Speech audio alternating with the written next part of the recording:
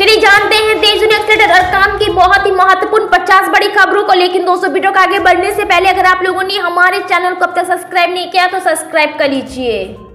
भारत और नेपाल ने गहरे प्रभाव वाली 3 सामुदायिक विकास परियोजनाओं को शुरू करने के लिए गुरुवार को समझौता ज्ञापन पर हस्ताक्षर किए हैं। ये तीनों परियोजनाएं नेपाल में शिक्षा, स्वास्थ्य और सांस्कृतिक क्षेत्र से संबंधित है, जिनकी अनुमानित लागत 262 करोड़ भारतीय रुपए है। अयोध्या में दिव्य राम मंदिर का निर्माण और रामलला की प्रमाण प्रतिष्ठा के बाद अब यूपी समेत अन्य राज्यों के प्रमुख पर्यटक और धार्मिक स्थलों का भाग्योदय भी राज्य सरकारें करा सकेगी। वित्त मंत्री निर्मला सीतारमण ने मोदी सरकार के दूसरे कार्यकाल के आखिरी बजट में कई बड़े ऐलान किए। इसी कड़ी में सरकार ने सोलर स्कीम की भी शुरुआत की है। लोकसभा में बजट पेश करते हुए वित्त मंत्री निर्मला सीतारमण ने कहा है कि रूफटॉप सोलर परियोजना के तहत 1 करोड़ परिवार को हर महीने 300 न्यूटन बिजली मुफ्त मिलेगी। मालदीव के सुख दुख का साथी भारत उनकी हरकतों से इस कदर परेशान हो चुके हैं कि अब नई दिल्ली ने माले को दी जाने वाली वित्त मदद में भी कटौती कर दी है। भारत ने गुरुवार को ही वित्त वर्ष 2024-2025 के लिए अंतिम बजट पेश कर दिया है।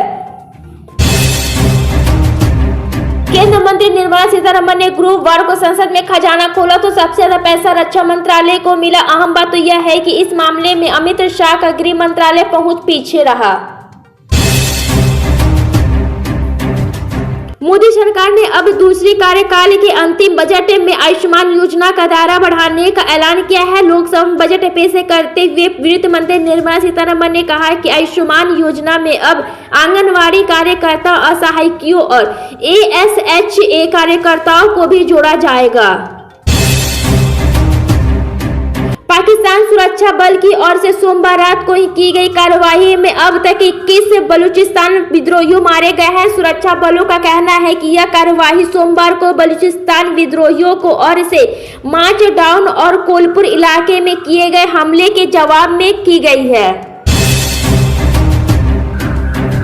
अयोध्या में राम मंदिर में रामलला के विराजमान हुए 11 दिन हो गए हैं। इन 11 दिनों में 25 लाख श्रद्धालु रामलला के दर्शन कर चुके हैं। इसके अलावा औसतन हर दिन 1 करोड़ रुपए रामलला को चढ़ाया जा रहा है।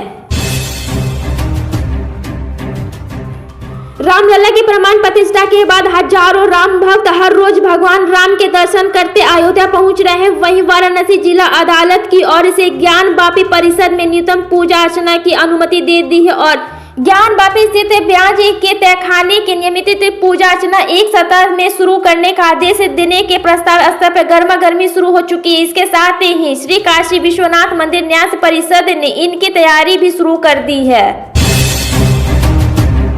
मध्य प्रदेश के गुना जिले में बम्बोरी में भगवान शिव जी के मंदिर में तोड़फोड़ का मामला सामने आया है। यह शिवलिंग उखाड़ फेंका है। बीती रात गुना जिले के बम्बोरी में अज्ञात लोग ने शिव मंदिर में तोड़फोड़ की। बिहार में नई NDA सरकार के गठन के 3 दिन बीत जाने के बाद 28 जनवरी को शपथ लेने वाले मंत्रियों को अभी तक विभाग अपडेट नहीं किए गए हैं। ऐसी स्थिति पहले कभी पैदा नहीं हुई थी। मंत्री परिषद के 4 रखने वाले अभी हफ्ते भर अधिक का करना होगा इंतजार। NDA गलियारों में यह बात चल रही है कि 10 फरवरी के बाद ही मंत्रियों का विस्तार संभव है।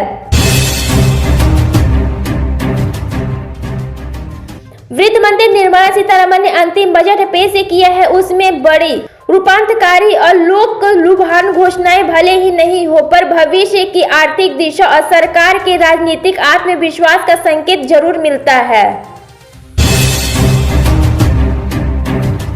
रिजर्व बैंक ने पेटीएम के पेमेंट बैंक पर 29 फरवरी 2024 के नए कस्टमर को जोड़ने पर रोक लगा दी है। इसको लेकर के कांग्रेस नेता राहुल गांधी ने मोदी सरकार पर निशाना साधा। कांग्रेस को लगातार एक के बाद एक झटके लग रहे हैं। कुछ महीने पहले आए चुनावी नतीजों में उनके हाथों से छत्तीसगढ़ और राजस्थान चले गए। ज्ञान वापी परिषद में कोर्ट के आदेश के बाद बुधवार को रात व्यास जी तहखाने में पूजा अर्चना शुरू हो गई है, जिसे लेकर के श्रद्धालुओं में जबरदस्त उत्साह देखने को मिल रहा है। वित्त मंत्री निर्मला सीतारमण बृहस्पतिवार को ही कहा था कि आयात शुल्क समेत प्रत्यक्ष और अप्रत्यक्ष कर की दरों में कोई बदलाव नहीं किया गया है। वाराणसी जिला अदालत द्वारा हिंदुओं को ज्ञानवापी परिषद स्थित व्यास जी के तहखाने में पूजा अधिकार दिए जाने के बाद चंद घंटे के बाद ही बुधवार देर रात को तहखाने को खोलकर उनकी साफ सफाई की गई और फिर वहां पर पूजा की गई। ब्रिटेन में रहने वाले हिंदुओं में प्रधानमंत्री ऋषि सुनक के प्रति आक्रोश पाया जा रहा है। कारण यह है कि ब्रिटेन में लगभग 500 में से 50 मंदिर बंद हो चुके हैं। तमाम मंदिरों में कई सारे काम बंद कर दिए गए हैं। राजस्थान में गहलोत सरकार के अंतिम 6 महीने में लिए गए निर्णयों की समीक्षा के लिए कमेटी का गठन किया गया है। मंत्रिमंडल सचिवालय की ओर से जारी आदेश के अनुसार पूर्ववर्ती सरकार के कामकाज की समीक्षा के लिए मंत्रिमंडल के लिए समिति बनाई गई है। प्रधानमंत्री नरेंद्र मोदी ने गुरुवार को पेश किए गए बजट की सराहना करते हुए केवल एक अंतिम बजट नहीं बल्कि समावेशी और अभिनव बजट बताया। उन्होंने कहा है कि यह बजट 2047 के विकसित भारत की नवी को मजबूत करने की गारंटी देता है। जमीन घोटाले में ईडी द्वारा हो रही जांच के बाद हेमंत सोरेन के विरुद्ध कार्रवाई को लेकर के भारतीय जनता पार्टी सीधे तौर पर उसर नहीं दिखा रही है, लेकिन हेमंत सोरेन पर भाजपा नेताओं का सीधा हमला पिछले 4 साल से जारी है। सरकार तिलहनों के घरेलू उत्पादन को बढ़ावा देकर खाद्य तेलों के सामानों में भारत को आत्मनिर्भर बनाने की रणनीति बनाएगी। डेयरी किसानों को समर्थन देने के लिए एक व्यापक कार्यक्रम भी शुरू होगा।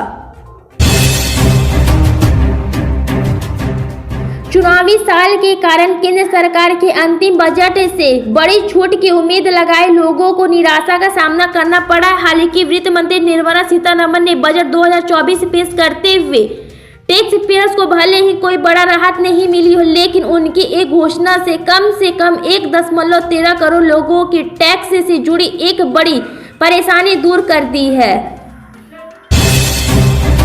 दिल्ली में फरवरी महीने की शुरुआत हो चुकी है, लेकिन कोहरे से लोगों को कोई राहत नहीं मिल पा रही। इसी कारण सड़क यातायात से लेकर के हवाई यात्रा सेवाएं प्रभावित हो रही है। झारखंड में आज का दिन काफी ज्यादा अहम होने वाला है, क्योंकि झारखंड में नई सरकार बनने जा रही है और फिर से सोरेन सरकार बनने जा रही है। और झारखंड मुक्त मोर्चा के नेता और हेमंत के करीब चंपाई सोरेन आज मुख्यमंत्री पद का शपथ लेने जा रहे हैं। बिहार में मुख्यमंत्री नीतीश कुमार के नेतृत्व में नवगठित राष्ट्रीय जनतांत्रिक गठबंधन सरकार 12 फरवरी को बजट सत्र के पहले दिन विश्वास मत हासिल करेंगी। इसी मामले पर गुरुवार को जारी एक संशोधित अधिसूचना से यह जानकारी मिली। कांग्रेस की भारत जोड़ो न्याय यात्रा अब बंगाल से होकर गुजर रही है। कांग्रेस नेता राहुल गांधी अगुवाई में निकाली जा रही यात्रा में बीते दिन CPIM ने भी हिस्सा लिया। महानगर कोलकाता समेत राज्य के अन्य हिस्सों में तापमान बढ़ोतरी के बाद अब बारिश ने मौसम बिगाड़ रहा है। शुक्रवार को ही मौसम विभाग की ओर से जारी बयान में बताया जा रहा है कि कोलकाता में न्यूनतम तापमान 19.9 डिग्री सेल्सियस रिकॉर्ड किया गया है, जो कि सामान्य से भी 4 डिग्री अधिक है। मालदीव के राजनेताओं की तरफ से प्रधानमंत्री नरेंद्र मोदी के खिलाफ अपमानजनक टिप्पणी पोस्ट करने के बाद पैदा हुए राजनीतिक विवाद के बीच भारत ने गुरुवार को 2024 और 2025 के वित्त वर्ष के लिए द्वीप राष्ट्र को दी जाने वाली सहायता में 22% की कटौती करने का प्रस्ताव दिया है। दिल्ली के मुख्यमंत्री अरविंद केजरीवाल ने एक बार फिर से ईडी के सामने पेश नहीं हुए आम आदमी पार्टी ईडी के समन को गैर कानूनी बताया है। आप की ओर से कहा गया है कि कानूनी रूप से सही समन की शामिल करेंगे। भारत सरकार नए वित्त साल में ग्रामीण इलाकों में कच्चे घरों में रह रहे गरीब परिवारों को नए 2 करोड़ नए घरों का निर्माण करेंगे। वित्त मंत्री निर्मला सीतारमण ने अपने अंतिम बजट में इस अहम फैसले का ऐलान किया। वाराणसी जिला न्यायालय ने बुधवार को हिंदुओं को विज्ञान बापी मस्जिद में शिलाबंद तहखाने के अंदर पूजा करने की इजाजत दे दिए गए हैं, जिसके बाद से ही बुधवार रात को ही आरती और पूजा का आयोजन किया गया। पाकिस्तान के पूर्व प्रधानमंत्री इमरान खान की कई मामले में सजा काट रहे हैं। इसी बीच अब कहा जाने लगा है कि उनकी जान को खतरा है। इतना ही नहीं, खबर यह है कि पाकिस्तान की सेना ने उन्हें जीवित रहने के लिए 3 रास्ते भी दिए हैं। मालदीव के राष्ट्रपति के नेतृत्व वाली सरकार पर फिलहाल महाभियोग की तलवार लटक रही है। ऐसा इसलिए क्योंकि वहां के मुख्य विपक्षी दल ने इसे संसद में लाने की पूरी तैयारी कर ली है। दिल्ली के मुख्यमंत्री अरविंद केजरीवाल ने शुक्रवार को नई दिल्ली में आरोप लगाया गया है कि चंडीगढ़ महापौर चुनाव में हुए धोखाधड़ी के खिलाफ यहां भारतीय जनता पार्टी बीजेपी के मुख्यालय से बाहर विरोध प्रदर्शन में भाग लेने आ रहे हैं। आम आदमी पार्टी आप के विधायकों और कार्यकर्ताओं को रोका जा रहा है। यहां उन्हें हिरासत में ले लिया जा रहा है।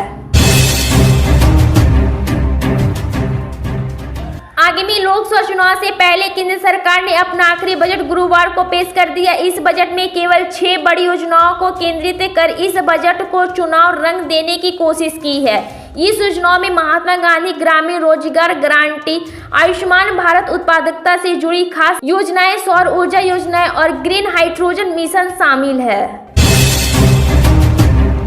संयुक्त किसान मोर्चा के अंतिम बजट को लेकर के सरकार पर निशाना साधा एसकेएम ने कहा है कि बजट में फसल कटाई के बाद की गतिविधियों में निजी और सार्वजनिक निवेश को बढ़ावा देने का प्रस्ताव उन 3 कृषि कानूनों को बैंक एंट्री देने के समान है, जिन्होंने 1 साल बाद निरस्त कर दिया गया है।